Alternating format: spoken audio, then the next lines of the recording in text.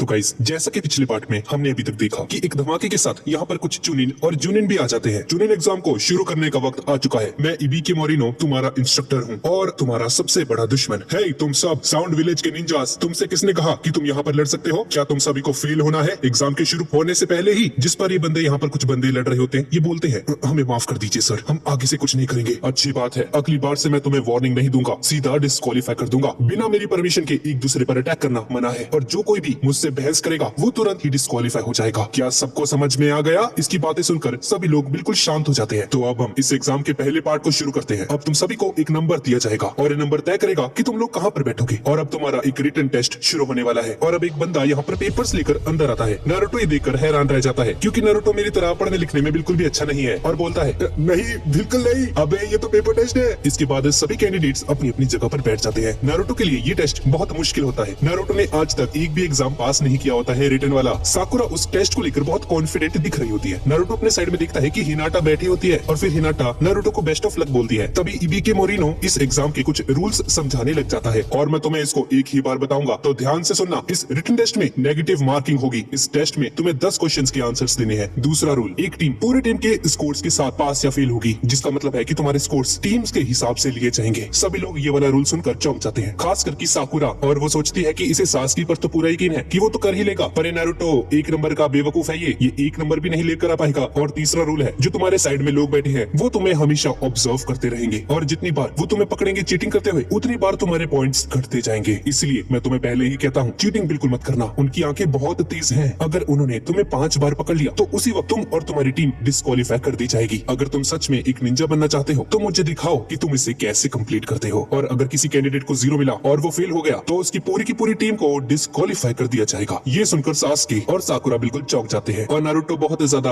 Nervous हो जाता है। वो सोचता है कि अगर इसे गलती से भी 0 मिल गया तो सासकी और साकुरा तो इसे जान से ही मार देंगे। तो अब तुम्हारे पास 10 घंटे हैं। तुम्हें 1 से लेकर 9 तक सभी के सभी क्वेश्चंस का आंसर लिखना है, लेकिन 10th क्वेश्चन तुम्हें 50 मिनट की बाद दिया जाएगा और तुम्हारा टाइम शुरू होता है। अब सभी कैंडिडेट्स उस एग्जाम को सॉल्व करने लग जाते हैं। साकुरा को ये टेस्ट आता होता है, लेकिन वो नारुतो की बहुत ज्यादा चिंता कर रही होती है क्योंकि अगर नारुतो फेल हो गया तो सासकी और साकुरा दोनों के दोनों फेल हो जाएंगे। नारुतो अपना सिर पकड़कर बैठ जाता है। अरे यार, क्या हो गया? पता नहीं मैं इतना टेंशन क्यों ले रहा हूँ। ये तो बस एक सिंपल सा टेस्ट है। मैंने तो इससे भी मुश्किल चीजें की है। मुझे बस रिलैक्स इस एग्जाम को पूरा करना है। बस ध्यान से इन क्वेश्चंस को देखो और एक एक करके सॉल्व करते जाओ। सिंपल। तो पहला क्वेश्चन देखते हैं। चलो जाने दो, इसे रहने देते हैं। अगला देखते हैं। चलो छोड़ो, इसे भी जाने देते हैं। भाई बिल्कुल मेरी तरह कर रहा है। तो तीसरा देखते हैं। ये क्या भाई? अबे ये तो सर के ऊपर से जा रही है। ये तो मेरी समझ के परे है भाई। बोल जा भाई, ये नहीं होता पास। ठीक है नारुतो, घबरा मत। अब सिर्फ एक ही रास्ता है, मुझे चीटिंग करनी पड़ेगी। हिनाटा बोलती है, नारुतो अगर तुम चाहो तो मैं तुम्हें अपना पेपर दिखा सकती हूँ। लेकिन नारुतो उस पर शक करने लगता है और बोलता है तुम मुझे अपना पेपर क्यों दिखाना चाहती हो हिनाटा? जिसपे हिनाटा बोलती है कि नारुतो, मैं चाहती हूँ कि हम सभी लोग पास हो जाएं। नारुतो ये सुनकर खुश हो जाता है। नारुतो जैसे ही उसको पेपर को देखने वाला होता है तभी एक कुनाई नारुतो के साइड से नारुतो के पास से गुजरती है और उसके पीछे बैठी एक लड़की पर जाकर लगती है और वो चुनिन बोलता है, मैंने तुम्हें 5 बार चीटिंग करते हुए पकड़ लिया, इसलिए मैं तुम्हें और तुम्हारी टीम को डिस्क्वालीफाई करता हूँ। तुरंत अपने साथियों को लेकर यहाँ से बाहर चले जाओ। उसे घसीटते हुए यहाँ से ले जाते हैं और ये देखकर नारुतो डर जाता है और उसकी चीटिंग करने की इच्छा बिल्कुल मर जाती है और वो हिनाटा को मना कर देता है उसकी हेल्प करने के लिए, क्योंकि नारुतो नहीं चाहता था कि हिनाटा को कोई प्रॉब्लम हो जाए उसकी वजह से। और हम देखते हैं कि नारुतो ये सब बोल तो चुका है पर रो रहा होता है और सोचता है भाई मेरा क्या होगा। इस तरफ साकुरा सोचती है कि वक्त आ चुका है अपना हुनर दिखाने का, बस नारुतो कोई बेवकूफी ना करती। ये सारे क्वेश्चंस कितने ज्यादा एडवांस्ड हैं। ये तो जेई और नीट के एग्जाम के लेवल के हैं। नारुतो तो इसे कभी भी पास नहीं कर सकता क्योंकि इस नारुतो से तो एनसीईआरटी तक सॉल्व नहीं होती। ये जेई कहां से सॉल्व करेगा? इसके बाद साकुरा पूरी तेजी से लिखना शुरू करती है। सासकी अपने मन में सोचता है कि ये तो गलत बात है। इन लोगों ने पेपर ही ऐसे सेट किया है कि लोग चीटिंग करने के लिए मजबूर हो जाए। सासकी को कोई भी क्वेश्चन समझ में नहीं आ रहा होता और जब हम चीटिंग करते हैं तो ये हमारे 2 मार्क्स कट कर देते हैं। हमें तो उसी वक्त डिस्क्वालीफाई कर देना चाहिए इन्हें। 1 सेकंड, अच्छा तो ये बात है। ये सिर्फ रिटन एग्जाम नहीं है बल्कि ये तो उससे कहीं ज्यादा है। असल में ये लोग हमारी नॉलेज को नहीं परखना चाहते बल्कि हमारी जानकारी इकट्ठा करने की एबिलिटी को जानना चाहते हैं। ये हमें चीटिंग करने से रोकना नहीं चाहते। वो तो चाहते हैं कि हम लोग चीटिंग करें और पकड़े ना जाए। नारुतो तुम ये कर सकते हो, तुम अपने दिमाग का इस्तेमाल करो। और सासकी की ये सोच बिल्कुल सही होती है और सभी के सभी कैंडिडेट्स अपनी निंजा एबिलिटीज का यूज करके चीटिंग कर रहे होते हैं। जैसे कि कीबा का अकामारू ये डॉग कुछ कैंडिडेट्स के पेपर को देखकर चीटिंग कर रहा होता है। इनो भी अपने एक जुत्सु की हेल्प से साकुरा की बॉडी के अंदर जाकर सभी के सभी आंसर्स को जान लेती है और वापस अपने शरीर में आकर उनको लिख रही होती है। और शिकामारू भी वो सारे आंसर्स जान लेता है। और विलेज का सबसे ताकतवर गेनिन यानी कि नेजी भी अपने ब्याकुगन की हेल्प से अपने आगे बैठे हुए कैंडिडेट की बॉडी के आर पार देखने लगता है और उसके सभी के सभी पेपर्स के आंसर्स को जानने लगता है और उसे कॉपी करता है। सासकी भी अपना शारिंगान एक्टिव कर लेता है और अपने आगे बैठे हुए बंदे के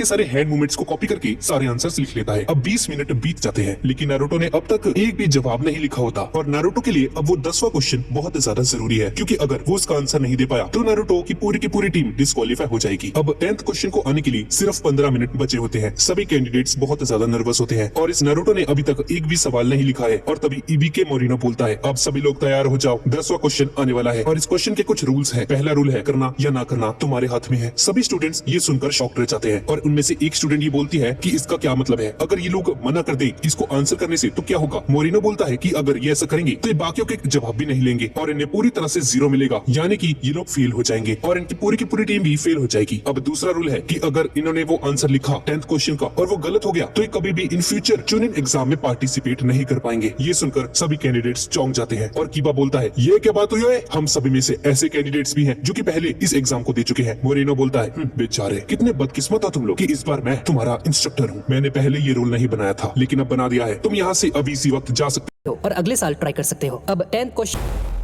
इंस्ट्रक्टर हूँ, मैंने पहले ये रोल नहीं बनाया था लेकिन अब बना दिया है। तुम यहाँ से अभी इसी वक्त जा सकते हो और अगले साल ट्राई कर सकते हो। अब 10th क्वेश्चन का आंसर जो बंदा नहीं देना चाहता वो अपने हाथ उठा सकता है और यहाँ से जा सकता है। सभी कैंडिडेट्स ये सुनकर शॉक्ड रह जाते हैं और सोचने लग जाते हैं। नारुतो और साकुरा दोनों के दोनों पूरी तरह से कंफ्यूज हो जाते हैं कि अब इन्हें क्या करना चाहिए और इनमें से कुछ स्टूडेंट्स अपना हाथ उठाकर हार मान लेते हैं और यहाँ से चले जाते हैं। अब कुछ समय बीत जाता है पर नारुतो हाथ नहीं उठाता। साकुरा को नारुतो के लिए बहुत दुख होता है और उसे देखकर सोचती है, नारुतो कोई बात नहीं, अपना हाथ उठा लो यार, हमारी चिंता मत करो, हम फिर से अगले साल ट्राई कर लेंगे, हमारे बारे में मत सोचो, सिर्फ अपने बारे में सोचो। मैं कितनी बेवकूफ हूँ, अभी नारुतो से हार मानने की एक्सपेक्टेशन रख रही हूँ, ये तो कभी भी हार नहीं मानता। तो ठीक है नारुतो, मैं ही अपना हाथ उठा देती हूँ। साकुरा अपना हाथ उठाने ही वाली होती है कि तभी नारुतो अपना हाथ उठा देता है। नारुतो, सासुके और हिनाटा ये देखकर शॉक्ड रह जाते हैं पर तभी वो अपने हाथ को सामने की तरफ लेकर आता है और चिल्लाकर बोलता है, चाहे कुछ भी मान लो, मैं हार नहीं मानने वाला, कभी नहीं। चाहे मैं अपनी पूरी की पूरी जिंदगी एक गेनिन बनकर रह जाऊं, लेकिन मैं एक दिन होकागे जरूर बन के दिखाऊंगा। सुन लिया तुमने? और सभी लोगों के अंदर नारुतो की बातें सुनकर हौसला और भी ज्यादा बढ़ जाता है और वो सभी के सभी अपना हार मान के यहाँ से जाने का फैसला बदल देते हैं। तभी इबीके मोरिनो नारुतो से बोलता है, जरा ध्यान से बच्चे, ये फैसला तुम्हारी पूरी जिंदगी बदल सकता है। पर नारुतो बोलता है, नहीं ऐसा नहीं होने वाला, मैं अपने शब्दों से कभी भी पीछे नहीं हटता। और इबीके मोरिनो बोलता है, तो ठीक है, अब सिर्फ एक ही चीज को कहना बाकी रह गया है और वो है तुम सभी ने चुनिन एग्जाम का पहला टेस्ट पास कर लिया है। और ये सुनने के बाद सभी लोग बहुत ज्यादा शॉक हो जाते हैं कि भाई क्या हो गया ये। और साकुरा बोलती है, एक सेकंड, ये चल क्या रहा है यहाँ पे, हम पास कैसे हो गए? तो ये बंदा बोलता है कि दरअसल ऐसा कुछ था ही नहीं, दरअसल 10th क्वेश्चन का फैसला देना ही इनका असली जवाब था और वो बाकी के जो 9 सवाल थे वो बिल्कुल एकदम टाइम वेस्ट थे, इनका टाइम वेस्ट करने के लिए दिए थे। ये बस परखना चाहता था कि ऐसे हालातों में ये लोग कैसे रिएक्ट करते हैं, ये लोग कैसे जानकारी को इकट्ठा करते हैं और कैसे डिसीजंस लेते हैं। मुझे खुशी है तुम में से कुछ कैंडिडेट्स ने अपनी काबिलियत का इस्तेमाल करके चीटिंग भी की है। चीटिंग करने में तुम लोग सफल रहे। हमेशा याद रखना कि जानकारी ना रखना बहुत ज्यादा खतरनाक होता है, इससे लोग मर सकते हैं और विलेज के ऊपर भी खतरा आ सकता है। और एक और बात, 10th क्वेश्चन दरअसल तुम्हारी हिम्मत की परीक्षा थी, मुश्किलों को सहने की जिसमें हिम्मत नहीं है, जिन्हें मुश्किलें देखकर डर लगता है और जो लोग रिस्क लेने से कतराते हैं वो कभी भी चुनिन नहीं बन सकते। जब तक मैं यहाँ पर हूँ तब तक तो बिल्कुल भी नहीं। ये एग्जाम ही पर खत्म होता है। नारुतो ये सुनकर बहुत ज्यादा खुश हो जाता है पर तभी खिड़की तोड़कर यहाँ पर कोई आ जाता है और बोलता है, तो खुशियां मनाने का वक्त खत्म होता है और मैं हूँ तुम्हारी अगली एग्जामिनर, अगले टेस्ट के लिए सभी लोग तैयार हो जाओ। अरे एक सेकंड, ये क्या, इतने सारे बच्चे, लगता है तुम काफी लीनियंट थे इस एग्जाम के लिए, तुमने सभी को पास कर दिया। तो सुनो मेरी बात, तुम सभी लोग कल सुबह होते ही मुझसे मिलने आएंगे। अब तुम सभी लोग यहाँ से जा सकते हो। और सब कुछ जाने के बाद मोरिनो सभी के पेपर्स को कलेक्ट करता है और नारुतो के पेपर को देखकर बोलता है, ओह मैंने आज एक ऐसे बच्चे को पास कर दिया जिसने एक भी आंसर को नहीं लिखा। इसके बाद अगली सुबह सभी स्टूडेंट्स एक जंगल के पास जाते हैं और वहाँ पर खड़ी इनकी नई इंस्ट्रक्टर बोलती है, ये इस एग्जाम का दूसरा पार्ट है, हम इस जगह को डेथ फॉरेस्ट बुलाते हैं, अब तुम सभी को बस इस जंगल के अंदर जाना है। इनकी इंस्ट्रक्टर बोलती है कि अब इन्हें पता चलेगा कि इस जगह को फॉरेस्ट ऑफ डेथ क्यों कहा जाता है। नारुतो कहता है, मैं नहीं डरने वाला, समझ गई ना तुम। अब हाँ को इन सभी को एक कंसेंट फॉर्म देती है और बताती है कि इसमें अब कुछ लोगों की डेथ होने वाली है, इसलिए ये कंसेंट फॉर्म को भरना जरूरी है। ये टेस्ट एक एक्सट्रीम सर्वाइवल टेस्ट होगा। ये एरिया एक सर्कुलर रीजन है जहाँ पर एक रिवर, एक फॉरेस्ट और एक टावर भी है। यहाँ पर 44 एंट्रेंसेस हैं जो कि लॉक्ड हैं। टावर्स सभी के सभी एंट्रेंसेस से करीब 10 किलोमीटर दूर हैं। हाको बोलती है कि सभी गेनिन्स को इस सर्वाइवल प्रोग्राम से गुजरना पड़ेगा। उन सभी को ये 2 स्क्रोल्स दिखाती है और बोलती है कि इन्हीं 2 स्क्रोल्स के ऊपर ये पूरा एग्जाम टिका हुआ है। ये है स्क्रोल ऑफ हेवन और स्क्रोल ऑफ अर्थ। और ये बताती है कि आधी टीम्स को स्क्रोल ऑफ हेवन दिया जाएगा और बाकी की टीम्स को स्क्रोल ऑफ अर्थ दिया जाएगा और जीतने के लिए दोनों के दोनों स्क्रोल्स को इकट्ठा करके टावर तक लेकर आना है। साकुरा बोलती है कि इसका मतलब है कि अगर किसी टीम का स्क्रोल चोरी हो जाता है तो वो टीम फेल हो जाएगी। हाको बोलती है, हाँ तुमने सही कहा, लेकिन ये सब कुछ तुम्हें एक टाइम लिमिट के अंदर अंदर करना होगा। तुम्हारे पास 120 घंटे हैं और खाने के लिए भी तुम्हें फॉरेस्ट में ही कुछ ढूंढना होगा और इस